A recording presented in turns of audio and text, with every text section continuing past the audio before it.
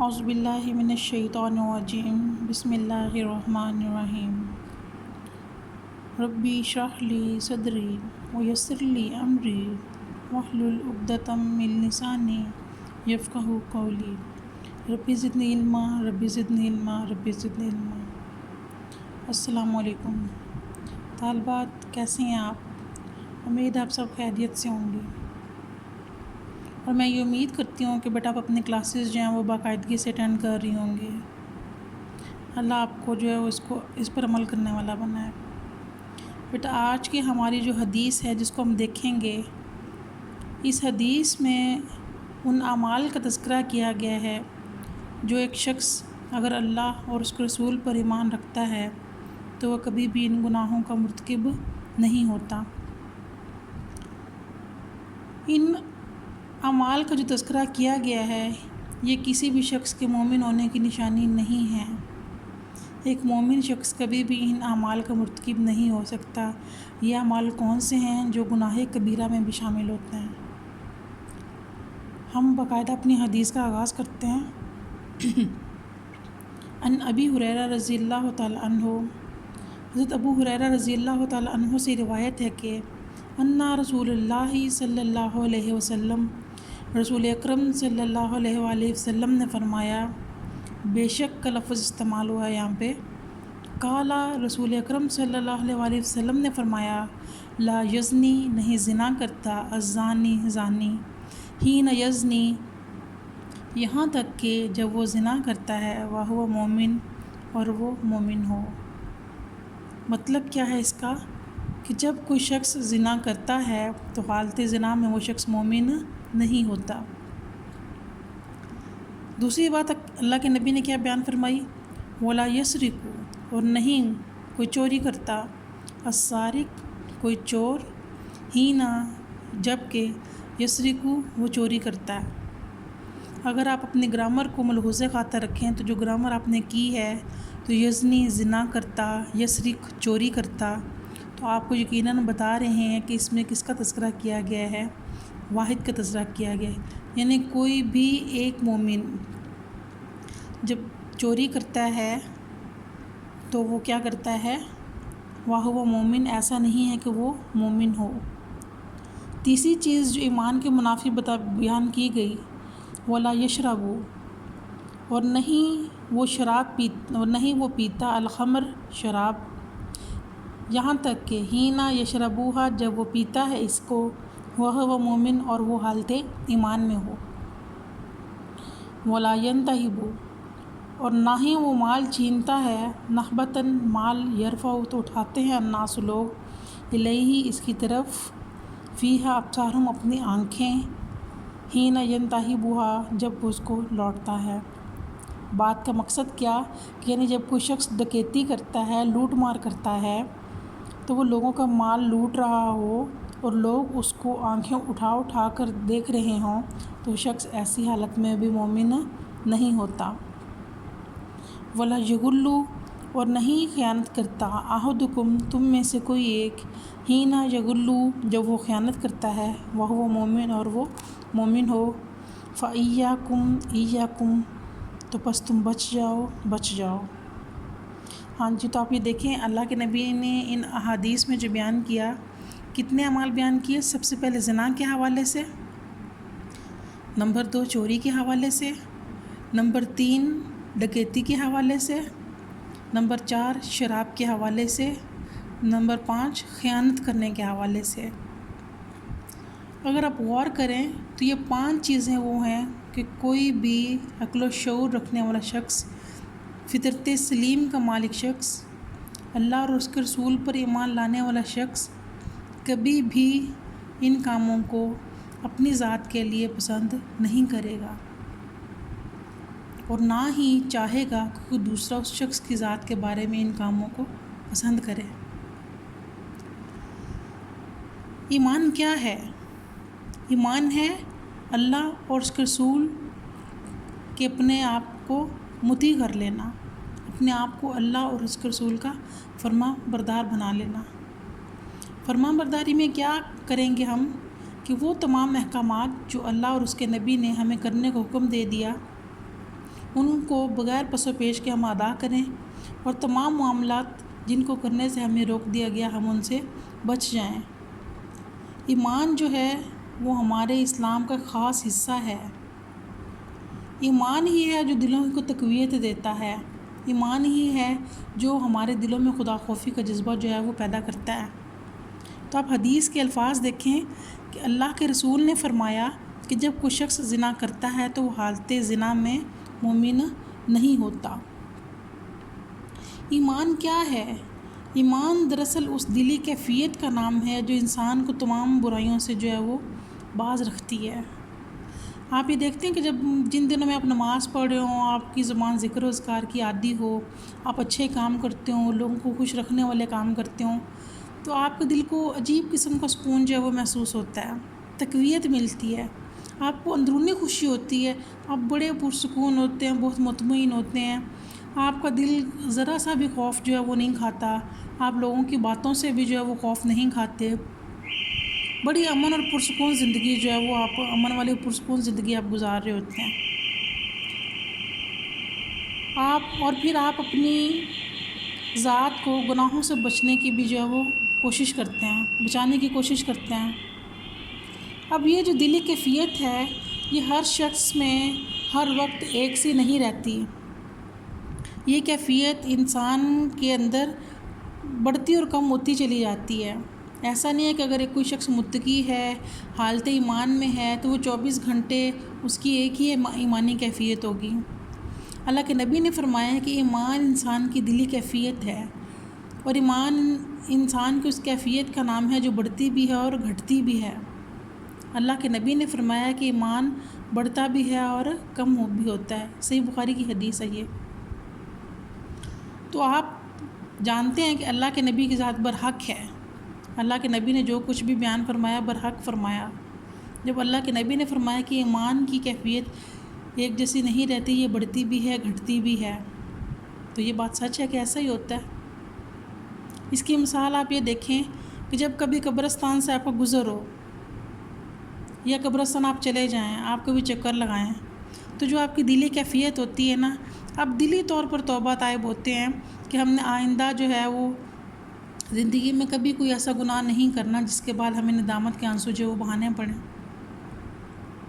ایک انسان کا انجام کیا ہے کہ انسان بڑی پورا سائش زندگی گزارتا ہے، اور آخر انسان کو اس مٹی میں مل جانا ہے، تو پھر انسان نے اپنے رب کی نافرمانی کر کے کہاں جانا ہے؟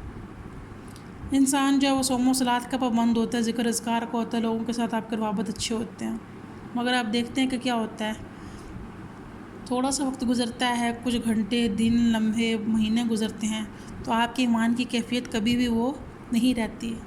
تو اس سے پتہ چلتا ہے کہ انسان کا ایمان بڑھتا بھی ہے اور گھٹتا بھی ہے۔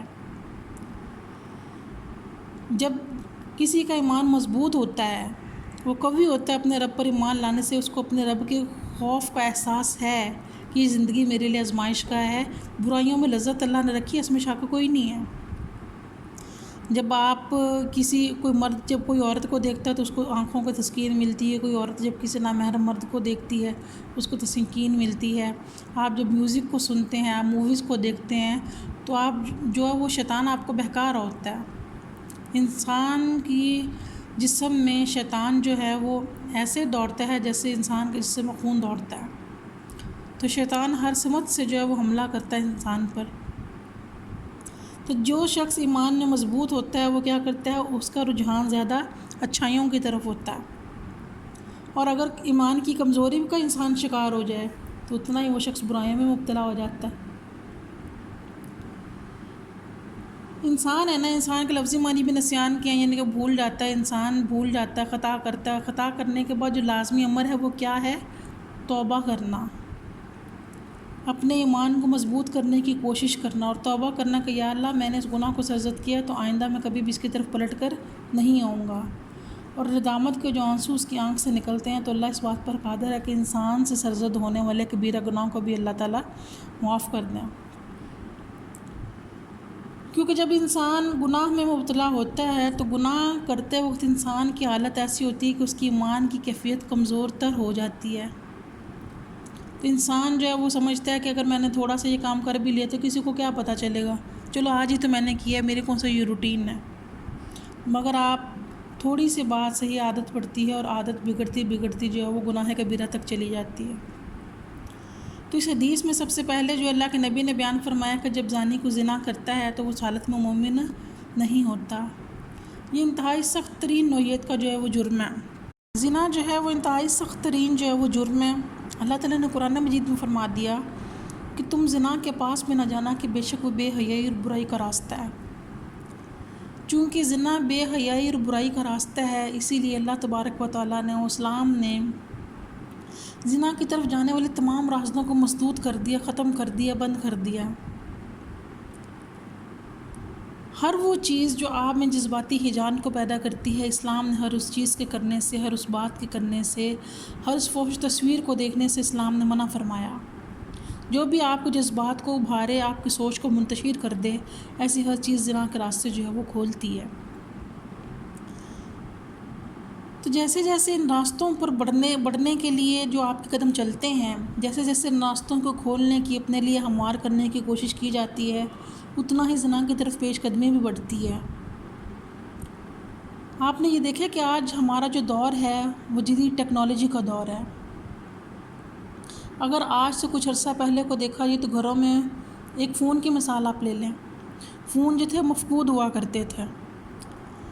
پی ٹی سی ایل موبائل ہوا کرتے تھے. P T C L mobile گھر کے سب عین وسط میں پڑے ہوتے تھے کہ جب کوئی فون آتا، جب کسی کو بات کرنی ہوتی، کوئی بھی رشتہ ہو، کوئی بھی شخص ہو، کوئی مرد ہو، کوئی عورت ہو، کوئی بچہ ہو، کوئی بوڑھا ہو، کوئی بزرگ ہو، سبھی جو تھے وہ اس بات کے پابند تھے کہ سب کے درمیان میں بیٹھ کر وہ بات کیا کریں گے. آہستہ آہستہ آپ نے دیکھا جیسے جیسے وقت نے ترقی کی، ٹیکنالوجی کا جو ہے وہ استعمال عام ہوا، لوگوں میں آگہی جو ہے وہ آنا شروع ہوئی، لوگوں نے تعلیم حاصل کرنا شروع ہوئی. جیسے جیسے شعور بڑھتا گیا، یہ ٹیکنالوجی کا استعمال بھی ہمارے جو ماتحت ہوتا چلا گیا. فون استعمال ہوئے سب کے، پھر اس سب گھروں میں موبائل آنا شروع ہو گئے. پی ٹی سی ایل کی جگہ موبائل نے لے لی. موبائل جو گھر کے بڑوں کے پاس ہوتے تھے اس وقت تک بھی حالات کنٹرول تھے. ٹی وی ہوا کرتے تھے. وقت نے ترقی کی تو ہمارے پاس جو ہے وہ کیبل آ گئی. کیبل سے بڑھ کے آج ایل سی ڈی آ گئی. پھر ایل سی ڈی سے بڑھ کے آج ہمارے گھر میں جتنے کمرے ہیں اتنے ہی کمروں میں ہمارے پاس ایل سی ڈیز کی سہولت موجود ہے. ہمارے گھر کے جتنے افراد ہیں، سب کے افراد کے پاس جو ہے وہ ہم سب لوگ جو ہیں وہ موبائل استعمال کرنے کے عادی ہو چکے ہیں. تو موبائل ہماری ایک ایسی چیز ہے جو ہمیں کھانا نہ کھائیں تو ہمیں نیند آ جائے گی، مگر فون نہ ہو تو نیند نہیں آئے گی. ہم اس حد تک اس کے عادی ہو چکے ہیں. موبائل کا استعمال ہماری زندگی میں اتنا عام ہو چکا کہ ہماری ہر چیز پر گرفت جو ہے وہ مضبوط ہو چکی ہے. ہم جو چاہیں دیکھیں، جو چاہیں سنیں، ہمیں کسی کا کوئی ڈر یا خوف نہیں ہے.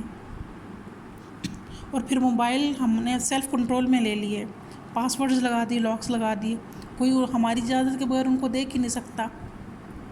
تو پوری دنیا جب ہماری گرفت میں آ چکی تو ہم جو چاہیں دیکھ سکتے ہیں، جو مرضی لٹریچر پڑھ سکتے ہیں، جو مرضی تصاویر دیکھ سکتے ہیں. تو یہ ساری کی ساری چیزیں کیا ہیں، ہمیں کس کی طرف لے کے جا رہی ہیں، یہ ہمارے لیے سوچنے کی بات ہے.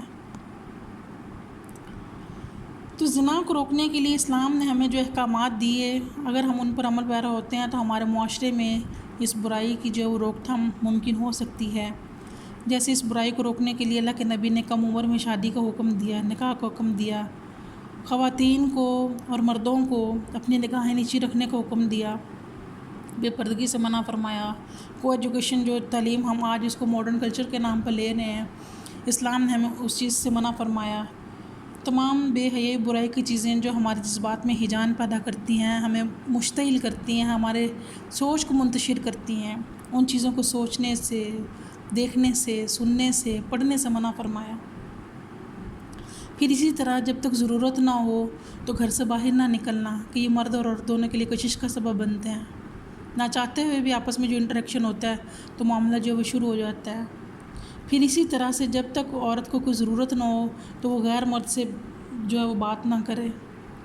دوسری صورت میں جب کوئی شخص اس برائی کا مرتکب ہوتا ہے تو اس کا نقصان صرف اس کی اپنی ذات کو نہیں ہوتا ہے. ایسا نہیں کہ اگر مرد نے کر لیا تو عورت کو کوئی نقصان نہیں، عورت نے کیا تو مرد کو نقصان نہیں ہے، بلکہ یہ دو فریقین کا باہمی معاملہ نہیں ہے، بلکہ دو فریقین کے خاندان بھی اس میں جو ہے مبتلا ہوتے ہیں. دونوں خاندان میں رسوائی کا باعث بنتا ہے. دونوں ایک دوسرے کو میل جول بلانا چلانا تک جو وہ چھوڑ دیتے ہیں۔ پھر اس کے علاوہ کیا ہوتا ہے؟ اس کے علاوہ انسان خود سے جسمانی بیماریوں میں جو وہ مبتلا ہو جاتا ہے۔ اسلام نے اس پر حد جاری کی ہے۔ حد اس سزا کو کہا جاتا ہے جو اللہ تبارک و تعالیٰ نے خود قرآن میں جو ہے وہ بیان فرما دی۔ حد کے مقابلے میں ہے تعزیر۔ تعزیر ایسی سزا ہے جس کا اختیار حاکم وقت کے پاس ہوتا ہے۔ حاکم وقت چاہے تو اپنی مرضی سے اس سزا کو مؤخر بھی کر سکتا ہے، مگر زنا ایک ایسا گناہ ہے جو کبیرہ گناہ میں شامل ہوتا ہے اور اللہ تعالیٰ نے اس پر حد جاری کی ہے۔ وہ حد کیا ہے کہ اگر کوئی غیر شادی شدہ شخص مرد یا عورت اس جرم کا ارتکاب کرتا ہے تو اسلام نے عبرت بنانے کے لیے، باقی لوگوں کی نصیحت کے لیے اللہ تعالیٰ نے قرآن پاک میں 100 کوڑے مارنے کو حکم دیا ہے۔ اور اس کے ساتھ وہ شخص جو نکاح ہونے کے باوجود شادی شدہ شخص، یعنی کہ جو شخص اس گناہ کا مرتکب ہوتا ہے، اس کے لیے رجم کی سزا ہے، یعنی اسے پتھر مار مار کر جو ہے وہ سنسار کر دیا جائے اور لوگوں کے لیے نشان عبرت بنا دیا جائے کہ اس نے اس گناہ کا ارتکاب کیا ہے۔ دوسری چیز جو اللہ کے نبی نے اس حدیث میں بیان فرمائی وہ ہے چوری کی۔ چور جب چوری کرتا ہے تو وہ حالت ایمان میں نہیں ہوتا۔ چوری کی سزا کیا ہے؟ چوری بھی حدود اللہ میں سے ہے جس کی حد اللہ تعالیٰ نے قرآن پاک میں متعین فرمائی۔ اللہ تعالیٰ قرآن پاک میں فرماتے کہ وہ سارقو، اگر کوئی مرد چوری کرے، وہ سارقۃ، اور اگر کوئی عورت چوری کرے، فاقطعوا ایدیہما، تو پھر ان دونوں کے ہاتھ کاٹ ڈالو۔ اس جرم کی وجہ کیا ہے؟ اللہ کے نبی نے، اسلام نے، اللہ تعالیٰ نے قرآن میں اس کی اتنی سزا کیوں رکھی ہے؟ چونکہ اللہ کے نبی نے فرمایا تھا، آپ نے خطبہ حجۃ الوداع میں دیکھا، اللہ کے نبی نے فرمایا تھا کہ ہر مسلمان کا خون، مال اور جان ایک دوسرے پر حرام کیا ہے، تو جو ان میں سے کسی پر بھی ہاتھ ڈالتا ہے تو گویا وہ بہت بڑا مجرم ہے۔ پھر دوسرا، چوری کرنے سے معاشرے میں بدامنی بھی جو ہے پیدا ہوتی ہے۔ تو چوری کرنے کی جو سزا جو تھی وہ آپ نے بڑی مشہور حدیث ہے جو آپ اکثر بیشتر اپنی ابتدائی کلاسز سے پڑھتے چلے آ رہے ہیں، قبیلہ بنی مخزوم کی فاطمہ نامی عورت نے چوری کی تھی۔ تو قریش نے کیا تھا؟ حضرت اسامہ بن زید جو اللہ کے نبی کے بڑے پیارے صحابی تھے، سفارش کے لیے اللہ کے نبی کے پاس لے کر آئے کہ آپ رسول اللہ سے درخواست کریں کہ ہماری اس عورت سے سزا کو مؤخر کر دیا جائے، ختم کر دیا جائے۔ تو اللہ کے نبی نے کیا بیان فرمایا تھا کہ تم سے پہلے لوگ اسی لیے تباہ و برباد ہوئے کہ وہ اپنے امیروں کو تو چھوڑ دیتے تھے اور غریبوں کو سزا دیا کرتے تھے۔ تو خدا کی قسم اگر آج اس کی جگہ فاطمہ بنت محمد بھی ہوتی تو میں اس کے بھی ہاتھ کاٹ دیتا۔ یہ ہے ٹھیک عدل و انصاف جو روا رکھا جائے تو معاشرے میں جرائم کی بحکونی ہوتی ہے، معاشرے سے جرائم کا خاتمہ ہوتا ہے۔ تو اس سے ہمیں پتہ چلا کہ چوری کی سزا کتنی ہے، ہاتھ کا کاٹ دینا۔ چوری سے بھی آگے جو اللہ کے نبی نے بات بیان فرمائی وہ کیا ہے؟ جب کوئی شخص شراب پیتا ہے تو وہ شراب پیتے وقت ایمان کی حالت میں نہیں ہوتا۔ شراب کو عربی میں خمر کہا جاتا ہے۔ خمر کے ٹاپک پہ بیٹا اگر آپ کو کچھ یاد ہو تو آپ 3rd ایئر میں اس پر سیر حاصل جو ہے وہ بحث کر چکے ہیں۔ خمر کے لغوی معنی کیا ہے؟ پردہ ڈال دینا، چھپا دینا۔ جب کوئی شخص شراب پیتا ہے تو شراب کیا کرتی ہے، اس کو نقصان کیا ہے کہ یہ ایک انسان کی عقل کو ختم کر دیتی ہے، اس پر پردے ڈال دیتی ہے۔ پردہ کیا ڈالتی ہے کہ انسان کو اپنے اچھے یا برے کی تمیز ہی نہیں رہتی، انسان رشتوں کے لحاظ کو ختم کر بیٹھتا ہے، اس کو بڑے چھوٹے کا کوئی احترام نہیں رہ جاتا، تو جو چاہے وہ کر گزرتا ہے۔ اسلام سے قبل عرب میں شراب نوشی بہت عام تھا، لوگوں کے گھروں میں بڑے بڑے مٹکوں میں جو تھے وہ شراب پائی جاتی تھی، لوگ سرعام محفلوں میں اس کو پیا کرتے تھے، لوگوں کے گھروں میں شراب جو تھی وہ تیار کی جاتی تھی۔ مگر جب اسلام جو تھا وہ پھیلنا شروع ہوا تو اللہ تعالیٰ نے، کیونکہ عرب کے لوگ شراب کو بہت زیادہ پینے کے عادی تھے، تو اللہ تعالیٰ نے یکمشت جو ہے وہ اس کو حرام نہیں قرار دیا۔ اسلام کا ایک بہت خوبصورت اصول ہے کہ جب بھی کسی چیز کو حرام قرار دینا ہوتا تو سب سے پہلے اس کے نفع یا نقصان کے بارے میں آگاہ کیا جاتا، پھر اس کے فائدوں کے بارے میں بتایا جاتا، پھر جب لوگوں کی رغبت بڑھتی چلی جاتی تو پھر اللہ تعالیٰ جو تھے وہ اس چیز کو حرام کرتے ہیں۔ شراب کو بھی 3 ادوار میں جو ہے وہ حرام کیا گیا۔ سب سے پہلے تو لوگوں کو بتا دیا گیا کہ اس میں نفع کم اور نقصان زیادہ ہے، تو اس سے بچ جاؤ۔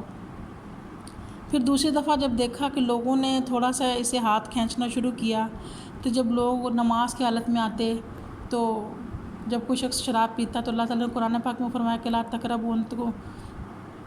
تقربوا الصلاۃ وانتم سکارا، کہ تم نماز کے قریب مت آؤ اگر تم بے ہوشی کی حالت میں ہو، یعنی غنودگی جو طاری ہوتی ہے۔ تو اس سے لوگوں کو پتہ چلا کہ ہمیں نماز کی حالت میں شراب کو نہیں پینا۔ تو سب سے آخر میں اللہ تعالیٰ نے اس کو شیطانی عمل جب قرار دیا، تو اللہ تعالیٰ نے قرآن پاک میں کیا فرمایا؟ یا ایھا الذین آمنوا انما الخمر والمیسر، کہ اے لوگوں جو ایمان لائے ہو، یعنی ہر کسی کو جو ایمان لانے والا ہے اس کے لیے شراب سے بچنا ضروری ہے، کہ بے شک شراب والمیسر اور جوا والانصاب اور پانسے والازلام رجس من عمل الشیطان، اور یہ بت اور پانسے جو ہیں یہ سارے کے سارے شیطانی کام ہیں، فاجتنبوہ، تم ان سے بچ جاؤ۔ اللہ تعالیٰ نے قرآن پاک میں ہمیں شراب سے بچنے کو حکم دیا۔ اللہ کے نبی نے فرمایا کہ جو شخص شراب کا عادی ہو جاتا ہے، شراب کو پیتا ہے اور اپنی زندگی میں توبہ نہیں کرتا اور توبہ کے بغیر مر جاتا ہے، تو ایسے شخص کی کوئی بخشش نہیں۔ نعوذ بک من ذالک، اللہ سب کو اس سے بچائے۔ پھر اللہ کے نبی نے شراب بیچنے والے، پلانے والے، اس کے پینے والے، اس کو کشید کرنے والے، ان سب پر لعنت فرمائی ہے۔ جو شخص اس شراب کے عمل میں معاون بنتا ہے، مددگار بنتا ہے، اللہ تعالیٰ کے نبی نے ہر اس شخص پر لعنت فرمائی ہے، کیونکہ شراب ایک ایسی چیز ہے جب کوئی شخص پیتا ہے تو اس کا دل ایمان کے نور سے جو وہ خالی ہو جاتا ہے۔ یہ ایک ایسا جرم ہے کہ اللہ کے نبی نے اس کی حد جو تھی وہ مقرر کی تھی، یعنی جو شخص شراب پیتے ہوئے پکڑا جائے حالت ایمان میں، اس کو 40 کوڑے لگائے جائیں۔ مگر حضرت عمر فاروق کے دور میں، چونکہ اسلام حضرت عمر فاروق وہ خلیفہ راشدین ہیں جو اپنے ایمان لانے سے پہلے جتنے کفر میں سخت تھے، اس سے زیادہ جو تھے اپنے ایمان لانے کے بعد اپنے ایمان کی مضبوطی میں سخت تھے۔ تو حضرت عمر فاروق نے اپنے معاشرے میں سے شراب کو کم کرنے کے لیے اس کی سزا کو بڑھا دیا اور اس کو 40 سے 80 کوڑے کر دیا۔ یہ آبجیکٹیو بھی پوچھا جا سکتا ہے آپ سے کہ عہد نبوی میں شراب کی حد کتنی تھی؟ 40 کوڑے، اور عہد فاروقی میں کتنی تھی؟ 80 کوڑے۔ اس کے بعد اللہ کے نبی نے اس حدیث میں جو چوتھی چیز بیان فرمائی ہے وہ ہے ڈاکہ زنی۔ ڈاکہ جو چوری سے بھی اگلا سٹیپ ہے، کہ جب کوئی شخص لوگوں کا مال لوٹتا ہے اور لوگ اس کو آنکھیں اٹھا اٹھا کر دیکھ رہے ہوں تو وہ اس وقت بھی مومن نہیں ہوتا۔ ڈکیتی، اب دیکھتے ہیں چوری اور ڈکیتی میں، چوری میں تو ہے نا، چوری چھپے ہی، گھر والوں کو پتہ نہ چلے، لوگوں کو پتہ نہ چلے، معاشرے والوں کو پتہ نہ چلے، کوئی مجھے دیکھ نہ لے، چوری سے چیزوں کو چوری کرنے کی کوشش کرتا ہے۔ مگر ڈکیتی جو ہوتی ہے وہ دن دہاڑے کی جاتی ہے، سر عام کی جاتی ہے، سب کے سامنے کی جاتی ہے، کہ ہم دیکھ لیں گے کون ہوتا ہے ہمیں روکنے والا، دھڑلے سے کی جاتی ہے۔ اور ایسی آج کل جتنی جدت آ چکی ہے، اسلحے کے زور پر ڈکیتیاں جو کی جاتی ہیں دن دہاڑے سر عام سب کے سامنے سب کی موجودگی میں کی جاتی ہیں، مگر اسلحے کی طاقت ایسی ہے، اسلحے کا خوف ایسا ہے کہ لوگ اپنی آنکھوں سے دیکھتے ہوئے بھی کسی کے لیے کوئی مدد جو ہے وہ نہیں کر سکتے۔ تو اللہ کے نبی نے فرمایا کہ جب کوئی ڈکیتی کر رہا ہو، لوٹ مار کر رہا ہو، تو کیا کیا جائے؟ تو جب لوگ اس کو آنکھیں اٹھا اٹھا کر دیکھتے ہیں، لوگ اس کو گھورتے ہیں کہ یہ کیا کر رہا ہے، تباہی کا سبب ہے سارے کے سارا، تو ایسا شخص بھی اس حالت میں ایمان والا نہیں ہو سکتا۔ تو اللہ تعالیٰ نے قرآن پاک میں کیا بیان فرمایا ہے؟ ڈکیتی کی سزا کیا ہے؟ اس کی بھی حد اللہ نے مقرر فرما دی۔ اللہ تعالیٰ قرآن پاک میں فرماتے ہیں کہ بے شک وہ لوگ جو خدا اور اس کے رسول سے لڑائی کریں اور ملک میں فساد کرنے کے لیے دوڑتے ہیں، تو ان کی سزا کیا ہے؟ ان کو قتل کر دیا جائے یا سولی چڑھا دیا جائے، یا اس کی ایک اور سزا اللہ تعالیٰ نے قرآن پاک میں کیا بیان فرمائی کہ ان کے ایک طرف کے ہاتھ اور ایک طرف کے پاؤں کاٹ دیے جائیں یا پھر ملک سے نکال دیے جائیں۔ یعنی اگر کوئی شخص ڈکیتی کرتا ہوا پکڑا گیا ہے کہ اس کے ایک طرف سے ہاتھ کاٹ دیا جائے، اگر پھر اس نے اس عمل سے توبہ نہیں کی ہاتھ کٹنے کے بعد بھی، تو پھر اس کا دوسری طرف کا پاؤں کاٹ دیا جائے، پھر بھی اس نے توبہ نہیں کی، پھر ہاتھ کاٹنا، پاؤں کاٹنا، یا پھر اس کو ملک سے نکال دینا۔ اللہ تعالیٰ کے نبی نے فرمایا کہ وہ شخص جو ڈاکہ ڈالتا ہے وہ ہم میں سے نہیں۔ اس کے بارے میں پھر آپ وہی حدیث یاد کریں جو خطبہ حجۃ الوداع کے موقع پر اللہ کے نبی نے بیان فرمایا کہ لوگوں تمہارے جان، مال اور عزت ایک دوسرے پر اس طرح سے حرام ہے جیسے آج کا دن اس شہر اور اس مہینے کی حرمت ہے۔ تو اس سے بھی ہمیں پتہ چلتا ہے کہ ڈکیتی کس قدر کبیر جو ہے وہ گناہ ہے۔ پانچویں بات جو اللہ کے نبی نے اس حدیث میں بیان فرمائی کہ جب کوئی شخص تم میں سے خیانت کرتا ہے تو وہ مومن نہیں ہے۔ خیانت کرنا کیسا فعل ہے؟ یہ کسی بھی ایمان والے کا فعل ہو ہی نہیں سکتا۔ معروف حدیث ہے جس میں اللہ کے نبی نے منافق کی نشانیاں بیان فرمائیں۔ کون سی؟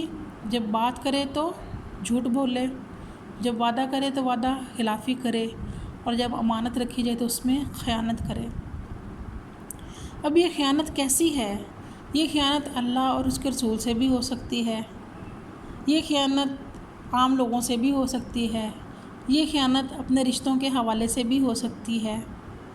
تو جو شخص امانت میں خیانت کرتا ہے وہ بہت بڑا مجرم ہے۔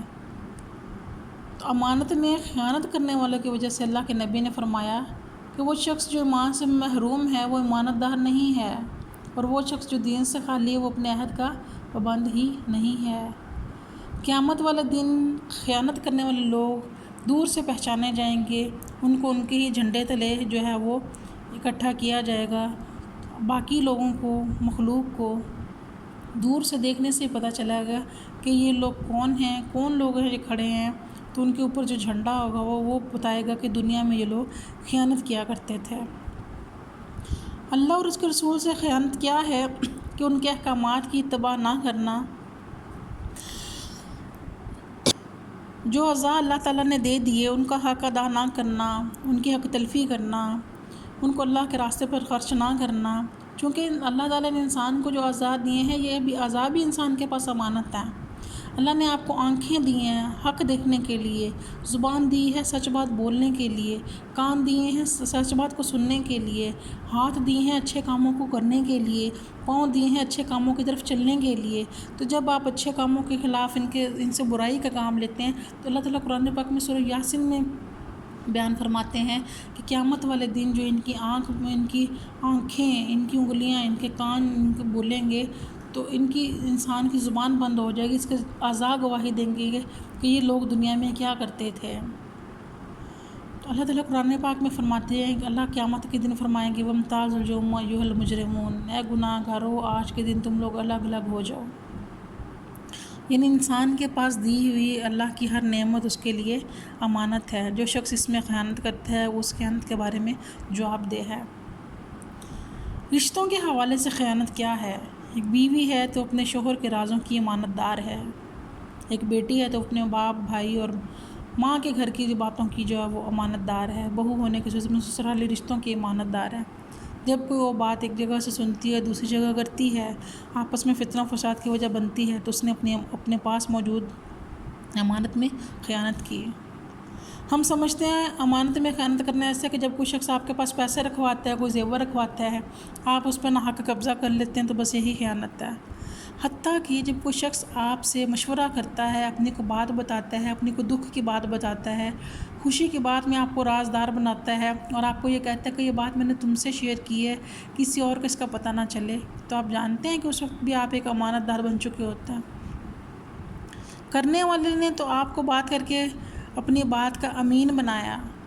جب آپ کی بات دو شخص کے درمیان رہنے والی تھی تو جب آپ دوسرے کے علاوہ تیسرے کو بتاتے ہیں، یعنی اس نے تو آپ سے وعدہ لیا کہ آپ میرے علاوہ کسی کو نہیں بتائیں گے، یہ بات ہم دونوں کے درمیان ہے، آپ اس وقت تو یقین دلاتے ہیں کہ ٹھیک ہے۔ تو جب آپ کسی دوسری جگہ جاتے فوراً سے بتاتے ہیں کہ فلاں شخص میرے پاس آیا تو اس نے یہ بات کی ہے، تو آپ نے اپنے پاس رکھی گئی بات کی جو امانت تھی آپ نے اس امانت میں خیانت کی ہے، تو یہ خیانت کے بارے میں بھی جو ہے وہ جواب دہی کی جائے گی۔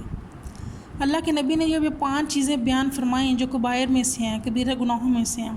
اللہ کے نبی نے تاکید فرمائی فَإِيَّاكُمْ إِيَّاكُمْ، بس اپنے آپ کو بچاؤ، اپنے آپ کو بچاؤ۔ بچانے کے یہ الفاظ بھی ہمیں اس بات کو واضح کرتے ہیں کہ یہ بیان کی گئی مذکورہ بالا تمام اعمال، تمام باتیں جو ہیں وہ ہمارے لیے ایک عام حیثیت نہیں رکھتی بلکہ ایمان سے خارج کرنے کے قریب ہیں۔ اگر ان کاموں کے کرنے کے بعد توبہ نہ کی جائے تو کوئی شخص بھی ایمان والا نہیں ہو سکتا۔ اللہ تبارک و تعالیٰ مجھے اور آپ کو ان باتوں سے بچنے کی اور ان پر عمل کرنے کی توفیق عطا فرمائے۔ آج کے لیے بیٹے اتنا ہی کافی ہے۔ اللہ حافظ۔